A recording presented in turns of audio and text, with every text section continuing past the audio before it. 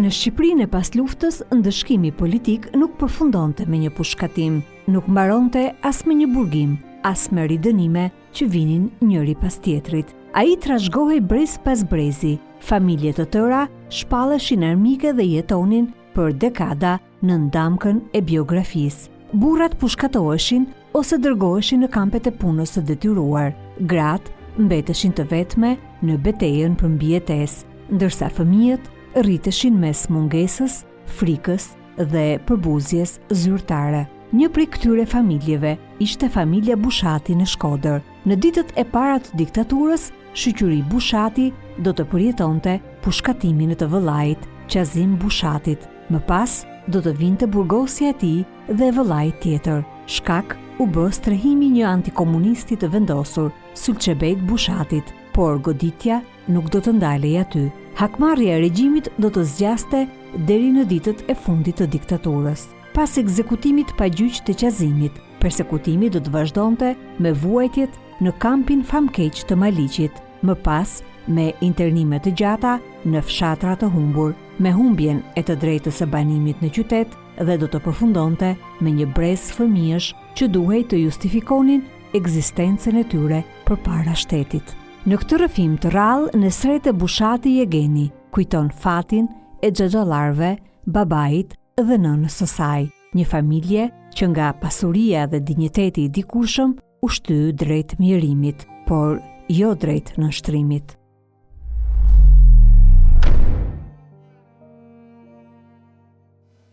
Në 45-ën, xhaxhain tim e kanë pushkatuar. Ishte tek të 50-at me 4 fëmijë. E kanë pushkatuar dhe në atë natë janë pushkatuar pa gjyq 22 veta në Shkodër. Ishte koha kur shumë qytetarë të Shkodrës u eliminuan pa procese ligjore. Emri Qazim Rustem Bushatit do të mbetej në kujtesën e familjes si simbol i asaj nate terrori, por drama nuk do të përfundonte me pushkatimin e tij. Brenda të njëjtës ngjarje, regjimi goditi edhe pjesën tjetër të fisit. Është arrestuar babi, me që në momentin që kanë prezent aty ka qenë xhaxhi, ka qenë babi dhe një nga xhaxhallarët të tjerë. Se unë kam pasur dhe 2, domethënë kam patur 4 xhaxhallarë dhe 2 halla. Dhe kanë pushkatuar, por këtyre në fakt në momentin që u tërhoqën gjermanët, shpërtheu një depo në Perash të Shkodrës dhe u doq shtëpia këtyre dhe disa shtëpi të tjerë rreth rrotull. Dhe këto u detyruan të shkojnë të jetojnë tek dajat e veta. Dhe kështu që është arrestuar në shtëpinë e dajave. Familja kishte humbur shtëpinë nga lufta, tani do të humbiste edhe lirin. Në vend të rindërtimit të jetës i priste burgu.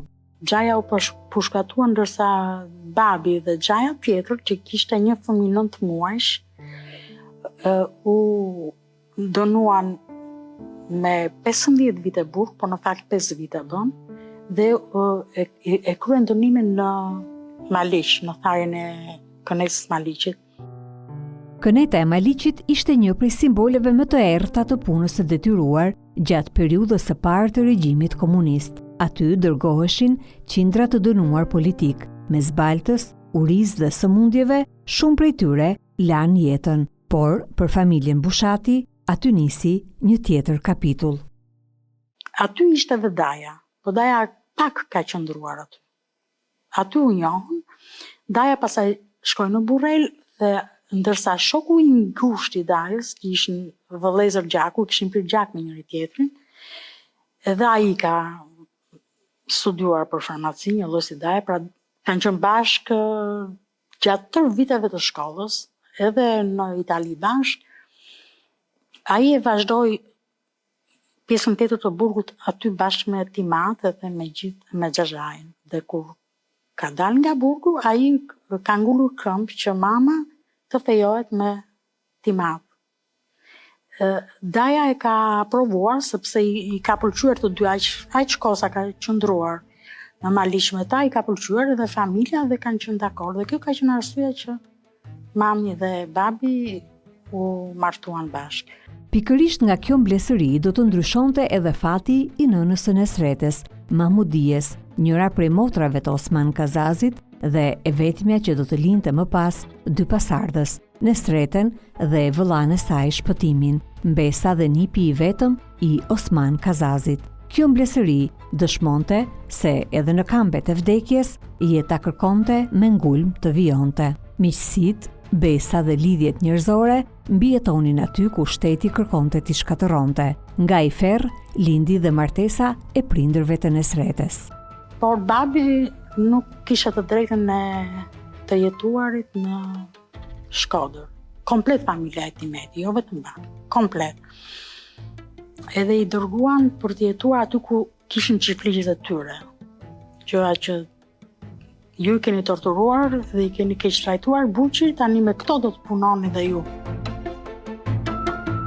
Pas burgut nuk vinte liria, vinte internimi ose dëbimi, vinte survejimi dhe përndjekja, diskriminimi shoqëror dhe lufta e klasave. Familja e Enesit u dëbua nga qyteti dhe u kthye në fshat, në tokat që dikur i zotëronte dhe si ndëshkim, regjimi kishte menduar pikërisht punën e detyruar në ato toka ku dikur ishin zotër. Sigurisht që babi punonte në bujqësi, se ku do ta fusni. Edhe mbaj më një periudhë kohë kishte si detyrë që të përdorte këto qerrit i thoshin atë. Unë shkoja vetëm në verë, unë dhe i vëlla shkonin vetëm në verë. Gjatë tërkohës rinin në Tiranë.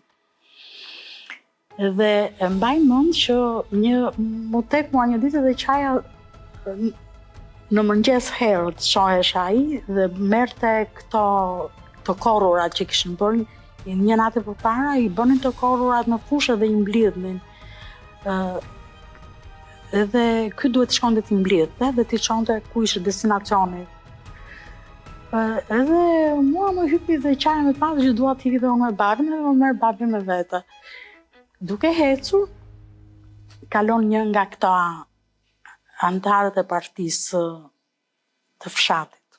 Edhe i thotë, mor be, thotë. Dikur, thotë, ishin të tjerë që punoshin për juve, tani je ti që po puno për tjerët.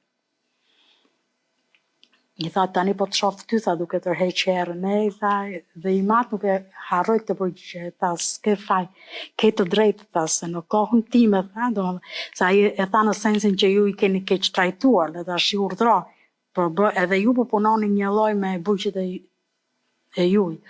Dhe babi ju përgjigj, tha, s'ke faj, tha, se në kohën time, tha, e skuqe vezën me gjalp, e tani tha e ha bukur me shllirë. Dhe e kam të fiksuar, megjithëse kam qenë 8-9 vjeçë, jo më shumë, e kam të fiksuar këtë përgjigje. Në pak fjali, ai kishte kthyer përmbys gjithë propagandën e kohës. Ishte përgjigja e një njeriu që regjimi ishte munduar ta rrëzonte në rang social, por pamundur ta rrëzonte atë moralisht. Mes varfërisë dhe internimit, babai i Nesretes do të merrte edhe një vendim të vështirë, që do të ndryshonte jetën fëmijëve të tij, por do t'ia shtonte atij dhimbjet e shpirtit. Ai do t'i largonte herët fëmijët nga shtëpia në fshat, që ata të mos rriteshin në baltë. Sa po bënim me 3 vjeç mbul te këmbë që ne të mos jetonim në fshat. Edhe bile kur kam bërë 3 vjeç, ka ardhur në Tiranë bashkë me mamin dhe me mua. Edhe ju kërkoj leje nëse kishin mundësi të na mbanin. Ai thanë që unë nuk dua që vajza ime të rritet në fshat. Në ato kushte po patët mundësi. Ato nuk e diskutuan, bonin për të huaj dhe jo për ne. Pastaj e njëjta gjë ndodhi dhe me tim vlla kur mbushi 3 vjeç. Kështu që na kanë, sidomos babi, se mami pastaj mbasi nda babi nga jeta erdhi në Tiranë dhe ishte okay me ne, por babi na ka dëshiruar shumë. bëri një sakrificë të jashtëzakonshme vetëm që ne të kishim një jetë tjetër. Sado me vështirësitë e tjera, po jo nuk u rritëm në balt, u rritëm në asfalt kur i thuhet fjalës. Ati të shkojë në shkollë duhet të ecje një orë. Xhaxhai tjetër për shembull që ka qëndruar aty, fëmijët e tij janë torturuar. Duke shkuar një orë në mes të borës, derisa dhe ai krijoi mundësinë për të shkëputur pastaj dhe për të vendosur në Shkodër me shumë vështirësi, po e arriti shumë vite më vonë. Nesi tregon se jeta e tyre do të rrithte e tillë me baban në atë fshat të humbur, ata në Tiranë dhe shpesh në kampet e internimit ku gjyshja ndiqte dajën e saj Osmanin dhe nënën e saj që endej sa në fshat në Tiranë dhe në kampe për të parë të vëllan. Jeta e time mëje në fshat që ka qenë, nuk di si të them, domethënë, për të qarë, kur i thonë. Sepse pjesa më e mirë e shtëpisë ishte jetonin në shtëpinë e tyre, në fakt shtëpinë që kishin shtëpinë verimi, por pjesa më e mirë e shtëpisë ishin të detyruar të ashisin për të mbijetuar. Dhe bile njëra nga hallat më thoshe që kemi shitur kaq shumë gjëra edhe për të mbijetuar se çdo gjë edhe u doq shtëpia dhe u shkatërrua çdo gjë, por pasaj për të mbijetuar u detyruam pjesën që mbeti të shesin dhe gjëra me vlerë që të mbijetonim. Sepse gjyshe dhe gjysha ime nga babi kanë vdekur shumë herët. Domethënë i kanë lënë të rinj këta fëmijët. Kështu që ishin të detyruar të jetonin në pjesën e shtëpisë që ata e përdonin si magazina. Unë mbaj mend dhoma ku jetonte ime më kishte vetëm tran, nuk kishte tavan. Edhe një çimento jo të lëmuar, një çimento ishte shumë keq. Nesi tregon mëtej se Eoma ishte e detyruar të përballonte një jetë tmerrsisht të vështirë në atë fshat. Ajo, që ishte rritur dhe shkolluar në Tiranë, e formuar me kulturën e një familje qytetare, ku vëllai i kishte studiuar farmaci në Itali, e rritur në një shtëpi të bukur në zemër të kryeqytetit, tashmë duhet i bënte ballë jetës mes baltës, të ftohtit dhe mungesave pafund. Ishte një realitet i egër, krejt i kundërt me gjithçka kishte njohur deri atëherë, një jetë që kurrë nuk do ta kishte imagjinuar. Nuk kishte ujë dhe ime më shkonte 2 orë, duhet të ecë, ishte një pus, ishin disa fshatra që kishte vetëm një pus i vetëm. E duhet të çoheshin që në 4 të mëngjesit për të mbajtur radhën, duhet të ecë 2 orë gati. Për të shkuar dhe për të mbushte 2 buljera të mëdha, mendoj, për të e rritur në Tiranë. Mendoja, çfarë jetë ka bërë. Në fshat pak ka punuar, sepse ka qenë azmatike dhe nuk e përballonte shumë. Domethënë disa muaj në vit punonte. Edhe kryesisht në dimër nuk dilte në punë. Punonte pranver, ver, vjesht. Vinte shpesh në Tiranë sepse e vuante jashtë mase mungesën tonë. Dhe domethënë e mbaj mend gjithmonë sa herë që vinte dhe kur largoheshe qante shumë. E kam parasysh kur hipte autobusin, ato dritarin e autobusit që i shkonin ato lotët, ose kur shkonin neve edhe largoheshim. Për nënën e saj, çdo ardhje në Tiranë ishte një gëzim i shkurtër, çdo largim një plagë tjetër, ndërsa jati do të vuante edhe më shumë mungesën. E vetmja periudhë kur ai qëndroi më gjatë me fëmijët e tij ishte fundi i jetës, kur i sëmur u zhvendos në Tiranë në shtëpinë e dajës Osmanit. Nesi tregon se nga ajo sëmundje i ati vdiq herët. Ishte një ditë tetori e 1968-s, kur ajo ishte vetëm 12 vjeç. Ne kemi përjetuar shumë keq të dy. Me tim vëlla, ikjen nga babi se ndodhe dhe në Tiranë. Edhe ai u nda me një sëmundje të keqe në mushkëri. edhe muajt e fundit i kaloj aty, këtu në Tiranë, tek gjysha, sepse kishe nevojë për përkujdesje. Edhe domethënë ne pam të dy atë moment. Edhe kemi përjetu. Ishim të vegjël e kemi përjetuar goxha. Edhe e donim shumë. Jo vetëm sepse ishe babai, po ishte njeri shumë i qetë. Nuk e shikoje kur të ngrinte zërin. Po i zinte vend fjala, domethënë, po të thoshe një fjalë i zinte vend fjala. Kishte një humor aq të hollë dhe të lezetshëm, saqë kishte vlera goxha dhe ai, po jetën e pati shumë të vështirë. Por edhe pas vdekjes së babait, historia e familjes nuk mbaroi. E shkuara vazhdonte t'i ndiqte fëmijët. Biografia e nxirr prej regjimit hidhte shpesh hije edhe në regjistrat e zyrave të shtetit. Që neve nuk na bënin pasaportizimin në Tiranë. Domethënë unë kam jetuar pa pasaportizim deri në vitin 83. Edhe jemi detyruar të bëjmë një manovrim në 81-shin. Në atë kohë kishte dalë mami në pension dhe tha që nuk është më problem për pasaportizim për time më, se si pensioniste mund të jetoj kudo, nuk ka të drejtë pune, domethënë, se ka pension e babit merrte. Një pension të vogël që na u lidh kur vdiqim atë dhe pastaj e mori mami kur mbushi moshën. Por na thanë problemi jeni ju të dy. Dhe tha mundohuni, tha që njëra nga tezët të adoptoj vllajën, sepse ka më të vështirë si mashkull të bëj pasaportizimin. Dhe është më e lehtë për ty se ti mund të bësh dhe një fesë ose një martesë kështu që atëherë. Dhe në 81-shin njëra nga tezët është detyruar të birësoj tim vlla, i cili ishte ushtar në atë kohë. Dhe pastaj në 83-shin më është bërë pasaportizimi mua. Dhe mu dha e drejta për të bërë një kurs infermierie dhe mbarova infermierie. Pra deri në 83-shin unë kam qenë pa pasaportizim në Tiranë. Mes privimeve të shumta ishte edhe shkollimi, një e drejtë që sikurse shumë fëmijë nga familjet e përsekutuara do t'i mohojë edhe nesit. Për fëmijët e biografisë së keqe, çdo hap duhej fituar me lutje, ndërhyrje dhe frikë.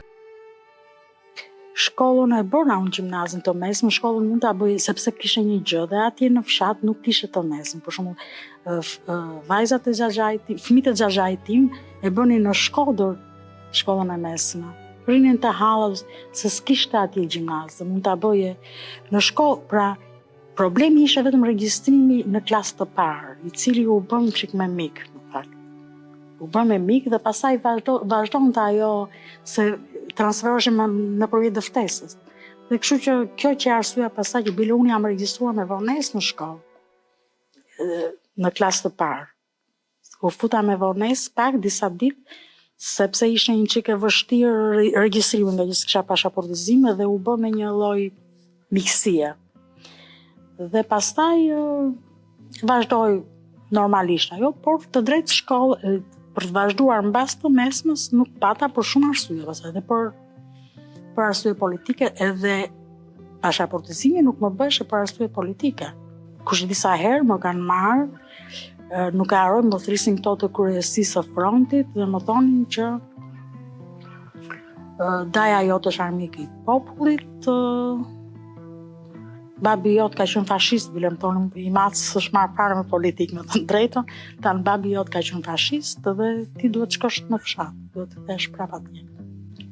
Edhe mendoje, unë isha, sapo kisha mbaruar gjimnazin, edhe në një tavolinë të gjatë aty, gjitha do burra aty, oficera kryesisht, që ishin të kryesisë frontit dhe që të thonin një vajzë 18 vjeçare